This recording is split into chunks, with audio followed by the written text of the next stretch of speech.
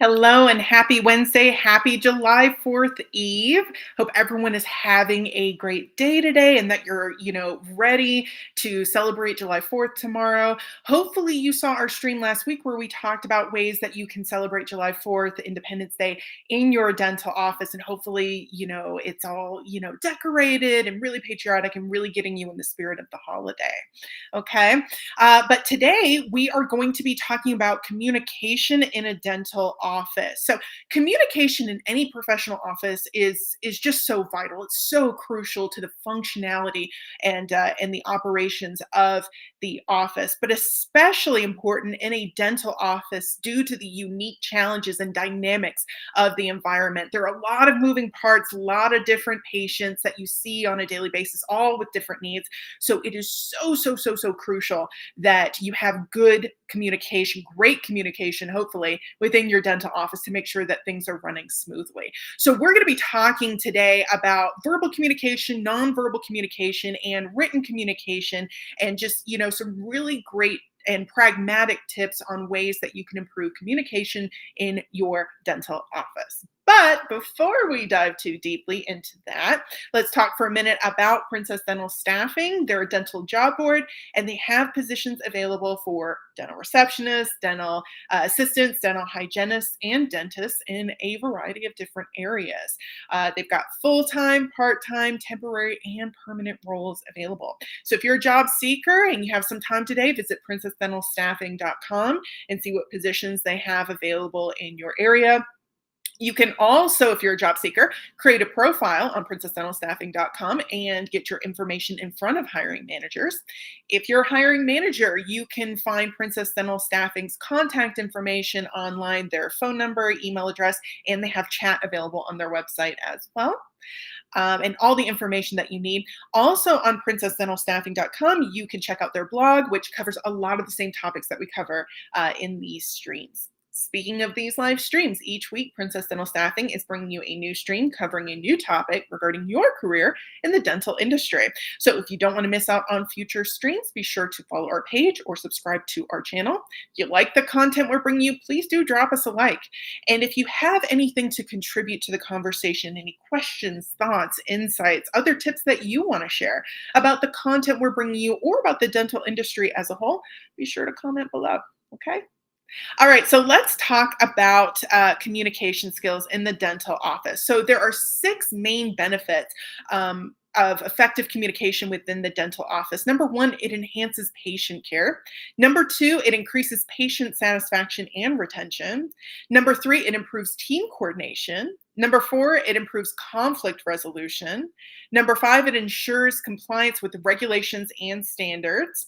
And number six, it facilitates professional development. So there are a lot of really fundamental benefits to having, good, hopefully great communication within your dental office. Really enhancing that communication helps you to service patients better, which leads to, their improved health, their retention, making sure that they're coming back to see you when they need to. It helps build and boost morale among your team members, and it helps to, really make sure that you don't end up in legal hot water, by aligning your efforts with, legal regulations, HIPAA, and those sorts of things. Okay. It can also help you manage stress in your dental office as well by not, by not escalating conflicts and, kind of helping to resolve them at the lowest level possible. Okay. A lot of benefits to having good communication in your dental office. Okay. So, when it comes to verbal communication, here are some of the tips that we recommend in order to enhance the verbal communication in your dental office. Number one, be clear, right? Use simple and straightforward language to convey your message. Try to avoid using like jargon or technical terms unless absolutely necessary, and provide explanations when using them, especially if you're talking with or you're speaking with, patients who do not have your dental background, right? That's really crucial. Number two, make sure that you're being concise, right? So keeping your messages short, sweet, and to the point. A lot of unnecessary details can really add confusion, so make sure that you are being concise.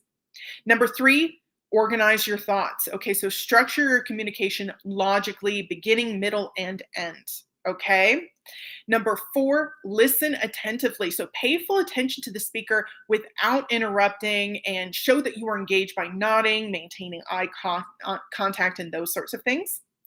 Number five, provide feedback. So summarize or paraphrase what the speaker has said to ensure understanding and to show that you are actively listening. Okay, so make sure that you're actively listening when they have finished without interrupting. Go ahead and say, okay, what I'm hearing you say is, or what I heard you say is, et cetera, just to show that you are listening, engaged, and that you understood what they said.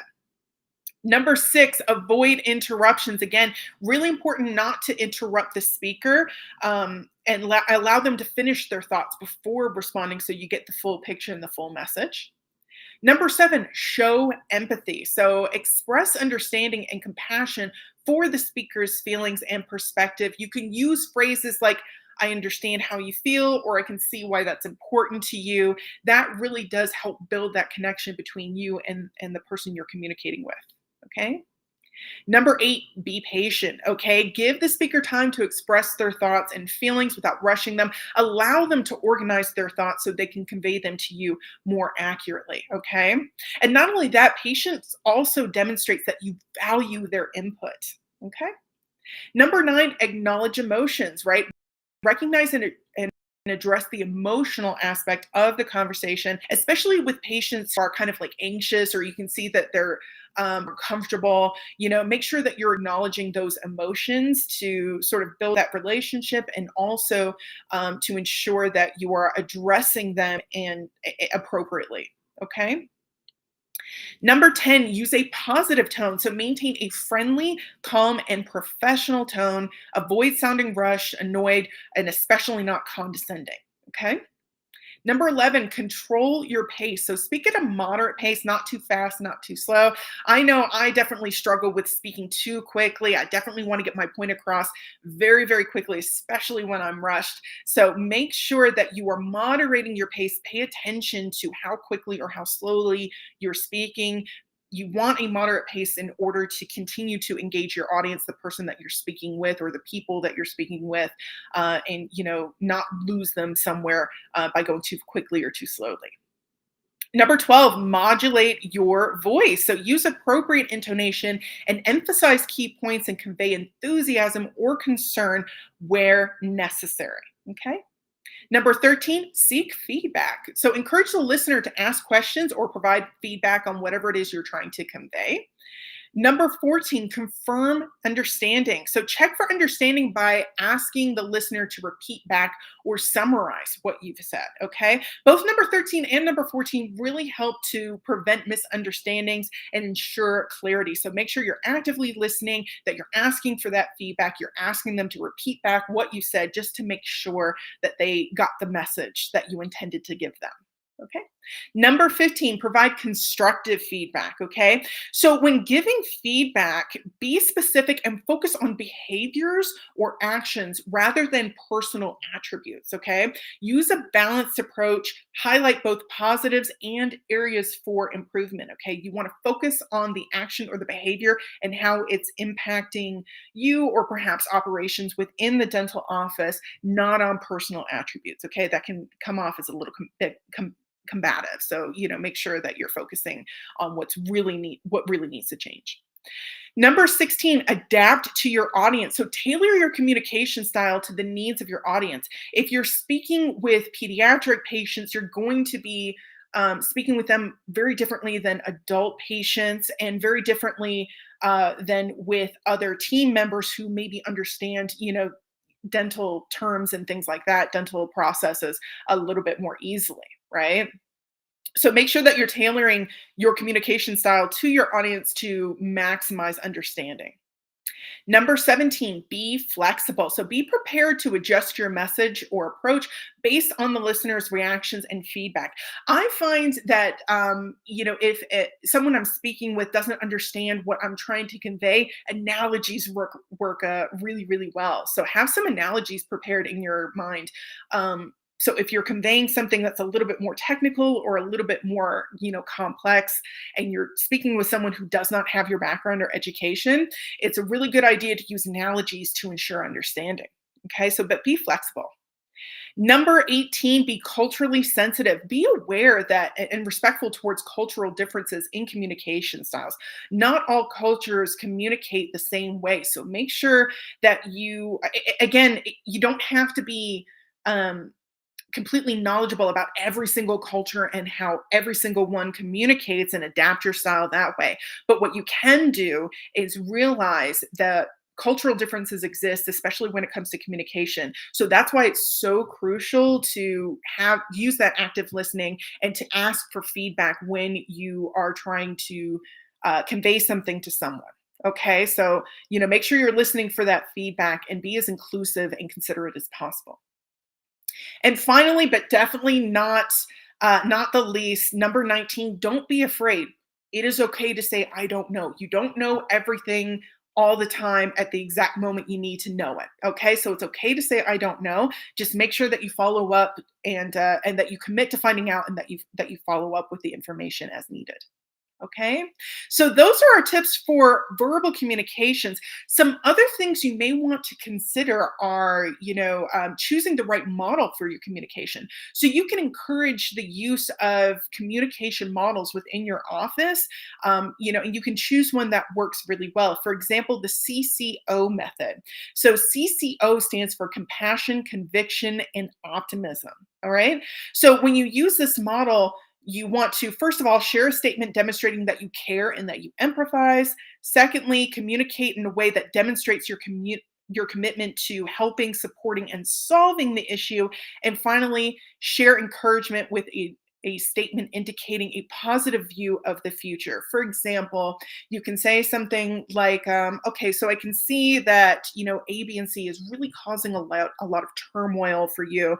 And I can see that I can understand why that would be very difficult. But, I just want you to know that I am committed to kind of resolving this issue. And I really think that if we put our heads together, we can come up with a solution and, execute that solution and make this situation better or improve this situation. Okay. Something like that. Something else to consider when communicating verbally, sharing what's important, okay? So a lot of the times, when people are communicating something, they have a beginning, they have a middle, and they have an end. A lot of the times people have trouble remembering the middle, right? And so you kind of have a little bit of trouble remembering, okay, what was the middle thing they said, especially if it's kind of a lengthier narrative. So, what you want to do is make sure that you put your most important message first. For example, if you have like a call to action, like you need something from someone, make sure you communicate that first. Hey, I really could use A, B, and C because this is my situation. This is the reason why. So, if you can just, do A, B, and C, that would really help me out a lot. Okay. All right, so that's verbal communication. Let's start talking a little bit about nonverbal communication, okay? So, nonverbal communication plays a significant role in the dental office because it complements verbal interactions and often conveys messages more powerfully than words alone. Whether we're conscious of it or not, we are all constantly taking in nonverbal communication as well. Okay. Body language, facial expressions, gestures, eye contact, tone of voice. We are taking in all of this information. We're adding it to the actual words that we're listening to. So you want to make sure that your nonverbal communication practices are really. Are really kind of getting enhancing your message in order to get your message across. Okay. So let's talk about nonverbal communication do's. Okay. First, maintain eye contact. So, establishing eye contact shows that you are attentive and that you are engaged. Use positive facial expressions such as smiling, maintaining a pleasant facial expression, and that can really help put patients at ease and create a welcoming atmosphere. Be mindful of other body language, such as, make sure that your arms are uncrossed, you're leaning forward slightly, your legs are uncrossed. It conveys approachability and attentiveness. Okay. Practice active listening. So show that you are listening by nodding, maintaining eye contact, and using appropriate facial expressions as well. Use appropriate touch. Okay. So, like a gentle touch on the shoulder or reassuring pat can provide comfort and even convey empathy, especially in moments of patient anxiety or distress. Okay. So, make sure you're using touch appropriately. And finally, mirror the speaker. So subtly mirroring the speaker's body language can create a sense of empathy and understanding. Okay, and that can help them feel more connected. Okay, but be careful though. So if the patient is expressing a lot of like anxiety or distress, then their body language is likely going to mirror that, and you don't want to mirror that anxiety and distress. Okay, so if they're anxious, if they're distressed, and they have that showing in their body language, don't mirror that. But if they're a little bit more open, then mirror that sort of openness so that you can connect better with your patients. Okay. All right, nonverbal communication don'ts. Okay, those were the do's. Let's do the don'ts. Okay. Avoid negative facial expressions. So, frowning, grimacing, displaying impatience can make patients feel uncomfortable and judge, like eye rolling, sighing, these things, make sure you're avoiding those. Okay.